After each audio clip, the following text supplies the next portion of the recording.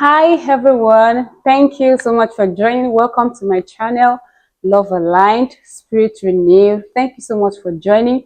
If this is your first time, welcome. Kindly do well by subscribing to this channel, like the video, and then if you are a returning subscriber, thank you so much for joining. Thank you for your support. And so today is going to be another one. Is a part 2 of the previous topic that says wrong perspective about marriage.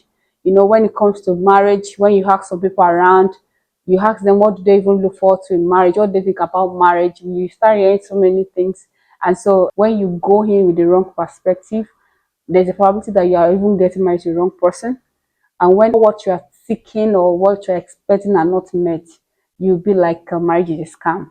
So I want to just to reorientate us to have the right kind of mindset towards marriage, especially if you want to build a kingdom marriage. Wrong perspective about marriage, part 2. So let's just dive in.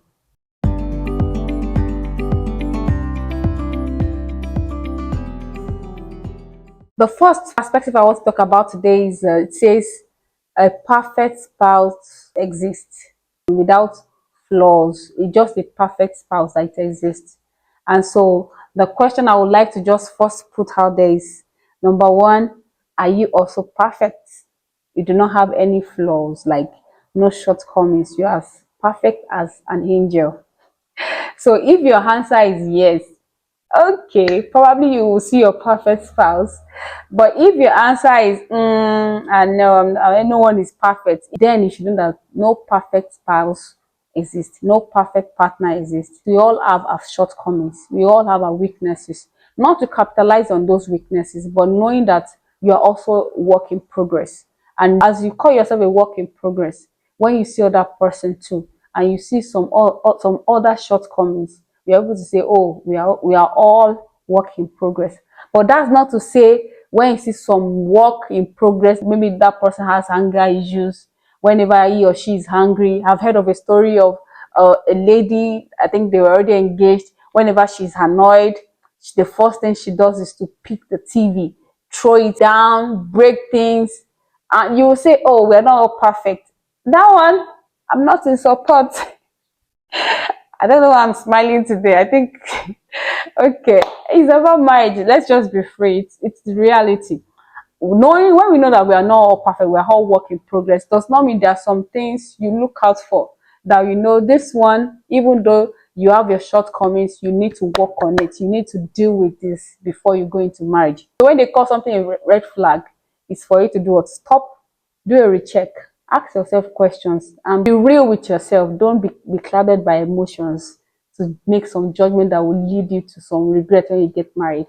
However, knowing your imperfections makes it easy for you to focus on what to work on, either as an individual or even when you get married. So know that marriage is the union between two imperfect persons joined together to work to maximize their strength and also to manage their weaknesses. So when you know that there are some things that you feel, oh, I'm not really strong in this area, definitely there's a chance that your spouse may be strengthened in that aspect, and then you're able to complement yourself. I'm not saying when you see some imperfections, embrace everything, but just know that no one is perfect. We are all working towards perfection with the help of God. The more reason why you have to get married to a God-fearing, someone who knows God, not just going to church. You must see it. You must be a God-fearing woman, God-fearing man. And when you both recognize your strength together and you maximize those strengths, you're able to form a formidable force together as a couple for God, with God at the center, that the devil cannot even withstand. And the next wrong perspective I see people talk about is in a case where maybe the guy doesn't really love them, and you hear them say, oh, when children comes in, when children are involved, when we get married and I have children for him, he will love me more. Even there's no love, because of the children, he will love me more. And a lot of singles make this kind of mistake by even getting pregnant for this guy before they get married.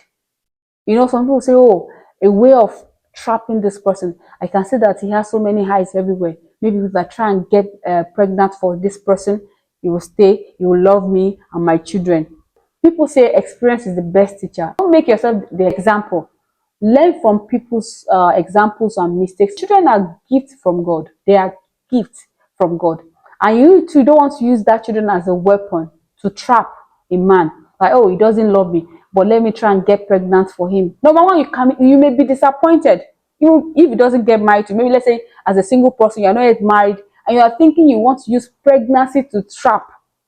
You may be disappointed. Even without pregnancy, he will not get married to you. And you don't want to use children as a bait for someone to catch somebody's attention. If he doesn't love you, he doesn't. Don't force your love on someone who doesn't love you, because love has to be a two-way thing. You love the person, he must also reciprocate by loving you back.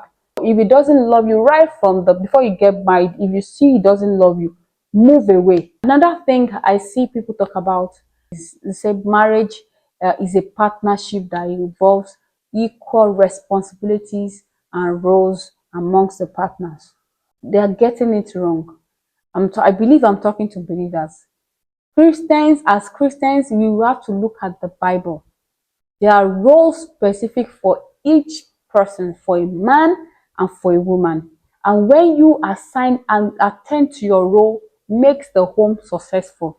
But when one is trying to take the role of another person, that's when the issue of conflict comes in.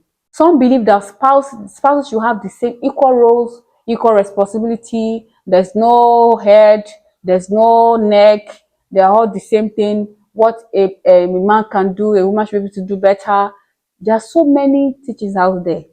But please, as a single person, know what Christ says about responsibilities when it comes to marriage, as regards the husband, the wife, and even Christ being the head of the church. Knowing that marriage involves mutual respect amongst the partners involved. There are also complementary roles that have been laid down for everyone to take up. So as a woman, you should know your role. As a man, know your role and adhere strictly to it. There's hierarchy in marriage. The first one is God, followed by the husband, which is the head of the home, and then followed by the wife, which is the support of the home. And looking at that hierarchy, you see that the man too must be submitted to Christ. The woman must be submitted to man. So the problem is always the woman submitting to man. They feel submission is like you're a slave to this person. And at times, also men, at times, they do not even understand the meaning of being the head of the home. They try to also treat some women like that. They see them as slaves. That's why you see some homes when when the husband gives instruction, is the final. No contribution. They see the woman as like your contribution is not needed here. There are some homes that run that way. But you look at Christ itself. He said, man should love his wife just like how Christ loved the church, that he gave his life. There are a lot of things that people are missing out when it comes to the headship, the submission of woman, and this is where the conflict comes in. So please, before you get married, try and understand your role. Be it if you're a man, if you're a woman, try and understand your role. Look at that role that you're playing as a husband to be. Look at the role of Christ. He gave himself that we may be what? Be redeemed, that we may be nurtured, we may grow. So you ask yourself, what are you doing to nurture your wife? What are you doing to see that the vision and the purpose that God has given to this woman, she's fulfilling? So if all these things are missing, then you're not playing your role as a husband. As a man, to look at the way this woman also reason. If he's telling you, no, it's equal role, you cannot be my head, I can even think better than you, you can't rule me. And you need to have an understanding of what marriage means. Have an understanding. If possible, you can even call your pastor to explain. Let this role be explained to you and understand it fully before you go into it, so that there won't be what? There won't be rancor when you get married. There won't be strife and all that. The Lord will help you. The another wrong perspective I always hear too. I've heard people say it either stylishly or his divorce is always an option. You see, a lot of people are going into marriage with this wrong mindset that whenever I go into this marriage and if it doesn't turn out to be what I want, then divorce is the easy route. As a child of God, you cannot approach marriage with this kind of mindset. It is deadly, deadly. Because the moment you have that kind of mindset, believe me, the devil is already, because the devil is not even happy to see a home being built by God or a home flourishing. He's always looking for ways to cause a break, to cause a fight, to cause separation. And so when you are going into marriage with this kind of mindset, believe me, you make the work easy for the devil to work on. You make it very easy. So there's this illustration that I actually heard, and it's made a lot of sense to me. They said that this pastor was saying, just think as if you are in a room, and this room has a door, and there's fire burning, like the fire is actually spreading wildfire in the room. What do? The response people gave was, the first thing is, since there's a door, you open the door, you go out. So it's not saying, okay, it's a picture it this way. In that room, there's no door, there's no window. It is only you in that room, and there's fire. What do? Then the people will say, like, we'll try and put off the fire. You see, that's how at times marriage should be seen. When you enter the marriage, don't see any door anywhere, whether back door, side door, or window. Do not see it. Approach it as if you are going in with God. Watch my statement. You are going in with God, knowing fully well that God will make everything easy for you without any form of challenges. And even if challenges arise, God is able to strengthen you to put off that challenge, to put off that fire. But a lot of people go into marriage thinking there's always a door back at the back end. That whenever I'm seeing what I don't like, the next thing I do is fight for divorce. You can't be thinking, if everybody is thinking that way, then we have high rate of divorce rate. And even presently, we have high divorce rate already. But as a child of God, you can't be approaching marriage as such. The more reason why you shouldn't rush into marriage in the first place. Because I've heard of stories that after they got into the marriage, that's when they discover so many things wrong in it. And you can't blame them for it. But at the same time, you ask questions and say, what, during your courtship, didn't you see this, and this? And some will say they saw it, they're thinking it will change or she will change. Some will say they didn't see it at all. There may be some cases like that. But the thing is, as a child of God, you must do your due diligence before going to marriage, because you know that once you go into it, you don't want to start thinking of how to get out of it. God is not planning that marriage that way. The more reason you must take your time to ensure that you settle with the person God has assigned to you. Please do not rush into marriage so that you do not rush out. And so, as a child of God, don't always have it at the back of your mind that whenever I get married and it doesn't go the way I want, I will look for the easiest route. That's why some people say, okay, let me just go into anyone. At best, if it doesn't work, you go. No, take your time to allow God direct you to the right person so that you won't have to rush out of that marriage because of any challenges. But some people don't even want to put the work at all into marriage. They don't want to put them even work as little as this. Some people are not ready to put into it.